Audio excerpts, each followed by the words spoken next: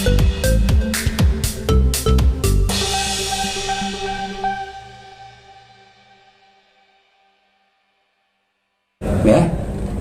Sementara tanah itu dibeli tahun 93.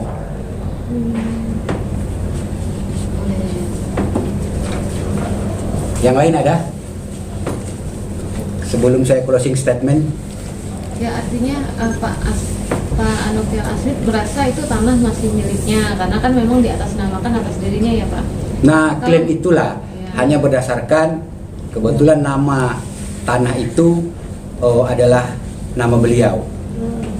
Saya juga ingin membantah pengacara beliau ya, yang mengatakan, ini bukan sengketa hak milik. Beliau mengatakan ini bukan sengketa hak milik. Lalu sengketa apa? Sengketa hak asuh. Nyata-nyata ini sengketa hak milik. Beliau mengklaim bahwa itu tanah milik kliennya.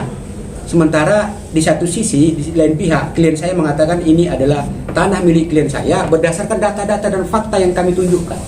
Artinya apa? Kami berbicara berdasarkan fakta dan dokumen yang otentik. Bukan kami karang-karang.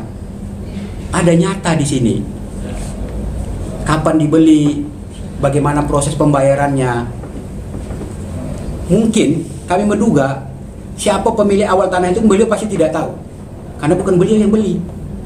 Yang beli yayasan ya Pak? Ya kita yang beli, klien kami yang beli. Kami tahu tanah itu awalnya milik siapa dan bisa kami hadirkan. Siapa pemilik tanah itu. Di dalam akta ini juga disebutkan siapa nama pemilik tanah. Itu kan tanah yayasan, kenapa dikasih nama per orang masing-masing gitu? Kenapa? Kenapa nggak atas nama yayasan? Jadi begini, aja gitu? Akhirnya jadi konflik kan? Ya memang yayasan ini setiap asetnya dibuatkan kepada anggota ataupun ketua yayasan. Iya. Tidak dibuatkan ke atas nama yayasan. Kenapa itu? Karena tidak ada aturan yang melarang. Kesepakatan internal Iya. saja gitu ya Pak? Karena ini adalah media dakwah juga. Iya. Bukan untuk kepentingan pribadi sebagaimana yang disampaikan pihak sebelah ya. Mungkin dia merasa dikasih kali ya, saya dikasih yayasannya ya udah punya dia gitu Pak. Jadi begini, kami juga ingin meluruskan, meskipun di sana ada unit-unit usaha dari yayasan, tapi bukan untuk komersil, artinya itu untuk penggerakan dakwah juga, begitu ya? Membuka pendidikan. Iya, untuk jalannya operasional dari pendidikan yang ada di sana. Siswa kita itu rata-rata anak-anak duafa dan yatim piatu. Jadi kita backup dengan adanya bengkel, klinik, jual. Ya jelas ya, bukan untuk mencari keuntungan.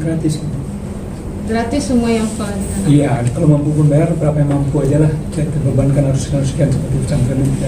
Di dalam podcast itu juga kami ingin membantah. Kita ingin membangun logika berpikir ya. Katanya di dalam podcast itu disebutkan tahun 2004 beliau sedang down ekonominya, finansialnya jatuh. Kalau memang benarlah itu milik beliau, kenapa tidak dijual tanah itu? Kan itu ada dalam podcast itu. Logika berpikirnya kan gitu, mulai dari nol, bukan bahkan dari nol, dari minus katanya, ya kan? Kan begitu. Kalau memang logikanya itu tanah milik beliau, kenapa nggak dijual? Surat sama siapa Bang? Nah, kami tegaskan, secara fisik tanah itu dikuasai oleh yayasan. Bahkan surat menyuratnya pun yayasan juga yang pegang. Nah kan kalau menurut pemberitaan yayasan tidak mau memberikan surat itu kepada beliau, kepada Pak Halilintar. Pertanyaannya diberikan dalam kapasitas apa beliau meminta? Kan itu tuh logikanya kan begitu ya kan? Dalam kapasitas apa beliau meminta surat itu? Karena tidak ada di dalam putusan yang menyebutkan perihal tersebut. Karena tidak ada, kembali kepada statement kami, tidak ada di dalam putusan yang menyebutkan bahwa tanah itu milik beliau. Oke Bang, terkait kasus ini ada wanita yang menjadi diduga saksi juga ya, mantan istri kedua, mungkin akan menjadi sebagai saksi juga dari tergugat karena beliau juga mengetahui hal ini kan. Kami masih mempertimbangkan untuk menghadirkan beliau nanti di hadapan persidangan karena beliau juga bagian dari salah satu orang yang mengetahui bagaimana histori dari tanah itu. Bahkan beliau tadi pagi menjapri saya, beliau berkomentar di media sosialnya Mas Atta, tapi tidak ada respon begitu. Beliau menyatakan pada pokoknya bahwa saya mengetahui persis tentang tanah itu, saya bisa mengatakan kebenaran, kurang lebih seperti itu. Nanti kami menjadi pertimbangan bagi kami untuk menghadirkan beliau di muka persidangan sebagai saksi. Beliau ini ada kaitannya apa, Bang? Yang mau kita jadi saksi? Iya. Beliau ini mantan istri dari penggugat. Ini satu anak. Yang akan membantu menerangkan persoalan tanah ini.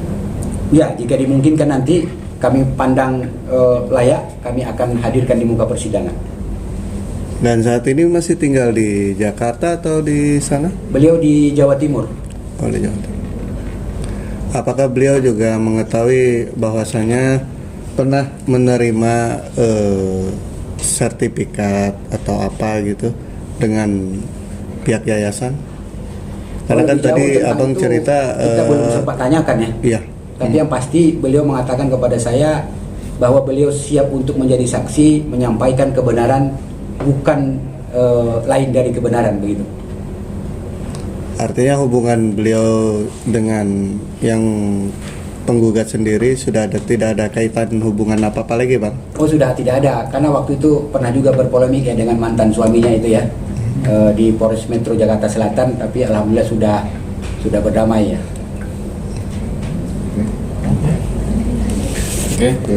Pak, yang di ujung boleh disampaikan sesuatu, Pak? Mungkin Sedikit saya tambahkan ya, supaya sampai kepada beliau, siapa tahu ini menjadi asbab hidayah bagi beliau untuk menerima kebenaran.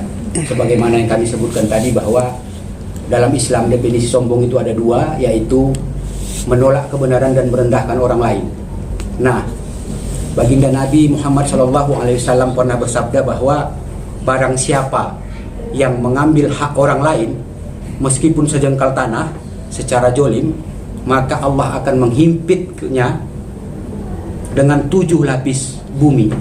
Itu hadis diriwayatkan oleh Muslim. Dalam hadis yang lain, saya ingin juga sampaikan bahwa baginda Nabi menyampaikan, "Man kana yu'minu billahi wal yaumil akhir falyakul khairan aw liyasmut." Artinya apa? Barang siapa yang beriman kepada Allah dan hari akhir, hendaklah ia berkata baik. Baik dalam hal ini benar, jujur.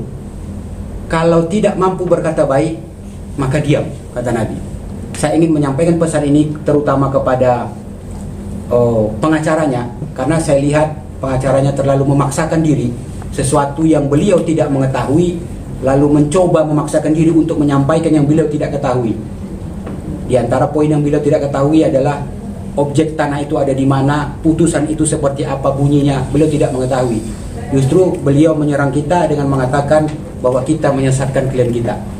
Sampai hari ini kita masih berdiri di atas kebenaran, karena kebenaran akan melahirkan keadilan yang berkemanfaatan, yang mendapatkan kepastian hukum. Saya kira itu ya dari kami ya. Mungkin Pak ada yang mau ditambahkan? Ada yang mau disampaikan, ditambahkan? Oh, sudah disampaikan tadi, sudah terwakili. Jadi jelas ya, semua data dan fakta ini sudah kami sajikan. Nanti kita lihat hasil persidangan seperti apa. Tapi harapan kami Tanggal berapa? sidang tanggal 28 Bulan ini? Iya, bulan ini. Di PN? Di mana, Pak? PN Pekanbaru dong, karena beliau kan gugatnya di sana. Tapi kami sebagai informasi, kami karena kita menunggu itikat baik tidak ada untuk melakukan damaian, kita akan gugat balik. Ya, biarkan fakta hukum yang berbicara. Kita sudah membuka ruang islah, tapi sampai hari ini tidak ada. Oh ya, satu poin lagi, saya melihat di dalam podcast itu ada yang pakai baju batik itu ya, yang mengatakan ya, kalau saya lihat kalimat-kalimat yang disampaikan itu seolah-olah penggugat ini adalah korban. Padahal beliau sendiri itu yang pakai baju batik itu sudah berapa kali menemui saya. Beliau itu sudah pernah menemui saya untuk berbicara meminta surat itu. Saya bilang dasarnya apa? Itu tanah milik yayasan. Bukan beliau tidak kenal ya, terutama dengan yayasannya, kenal. Beliau itu mengetahui ya. Saya kira klarifikasi dan bantahan sudah kami sampaikan. Mudah-mudahan media ini menjadi corong untuk lahirnya kebenaran dan terciptanya keadilan. Saya kira begitu ya. Bang, Terima kasih. satu lagi Bang, apakah nanti akan membuat sebuah laporan baru Bang terkait dengan pencemaran nama baik secara tidak langsung dalam podcast itu atau seperti apa? Oh, itu masih kami pertimbangkan karena bagaimanapun beliau itu adalah saudara seiman kita. Sekurang-kurangnya beliau itu adalah saudara sebangsa dan setanah air kita.